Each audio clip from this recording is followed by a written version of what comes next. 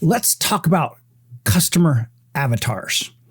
First off, what's a customer avatar? Customer avatar is a description, usually in somewhat of a storytelling kind of framework about your target audience. So it's a description. These are the common tendencies that I see in the person who I am selling to.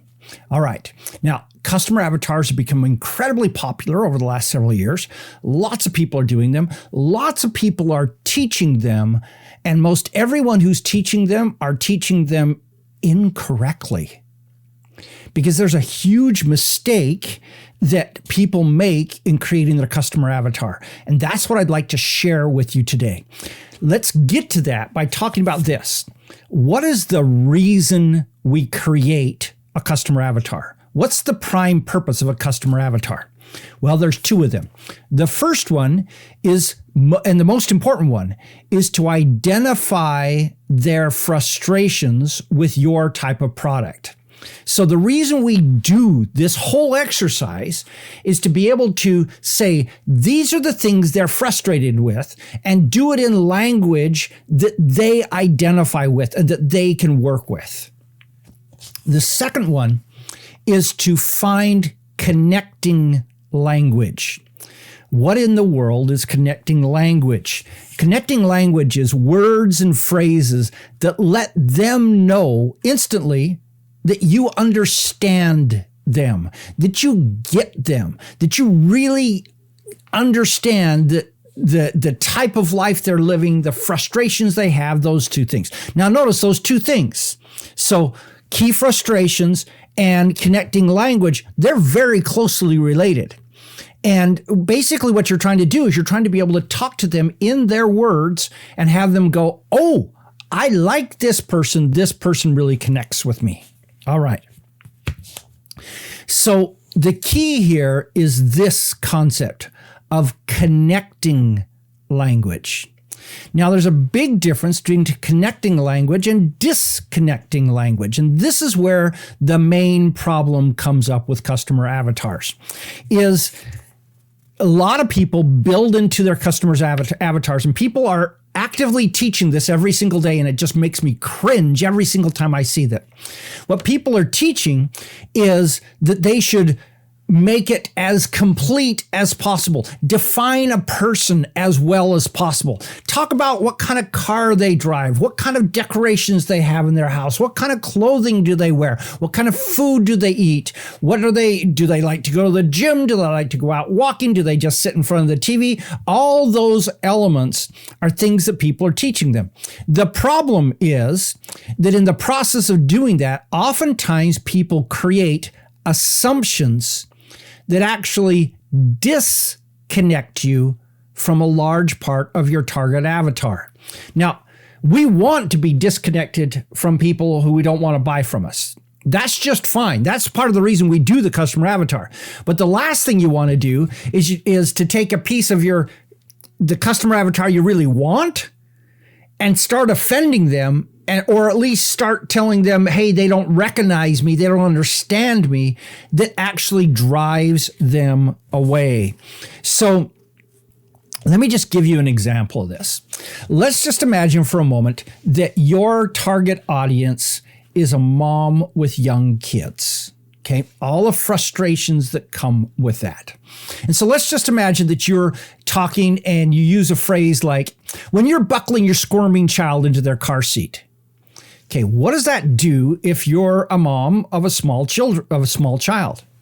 That's pretty much connects with you, because every mom understands how hard it is to get a squirming child buckled into a car seat. And then you can even throw in the little comment, why in the world does this have to be so hard? Why can't they design a car seat that is just easy to put a child into?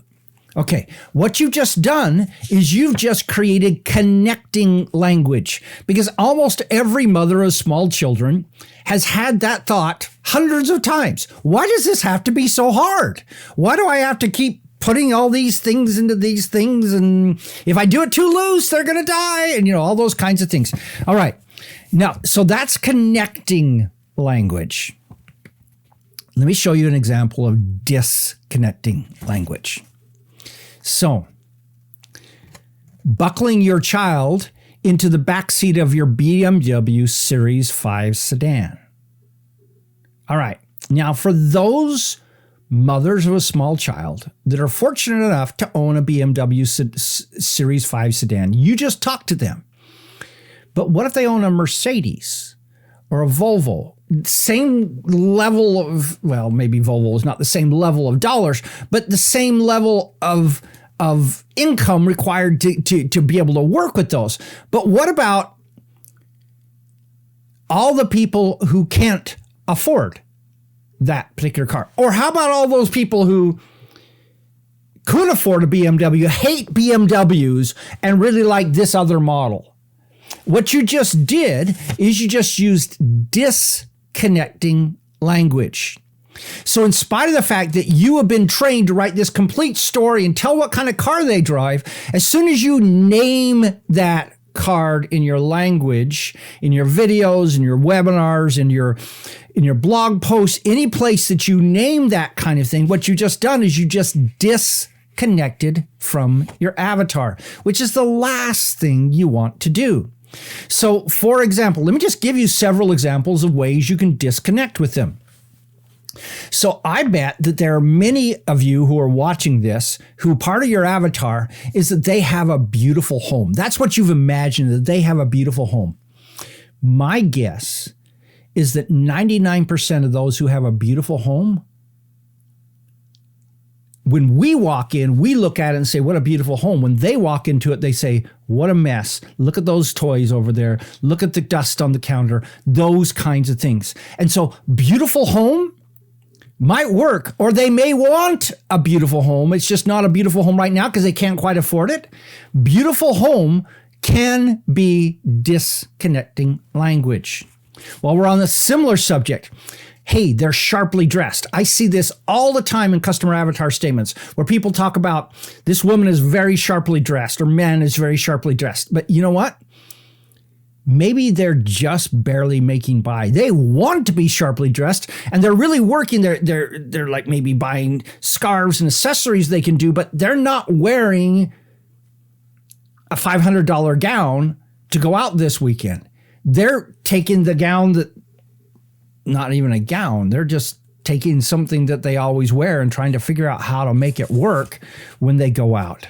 So those are both phrases I see all the time in customer avatars that shouldn't be there. Another thing that shouldn't be there, anything that is an income level assumptions, unless income level is absolutely key to your avatar.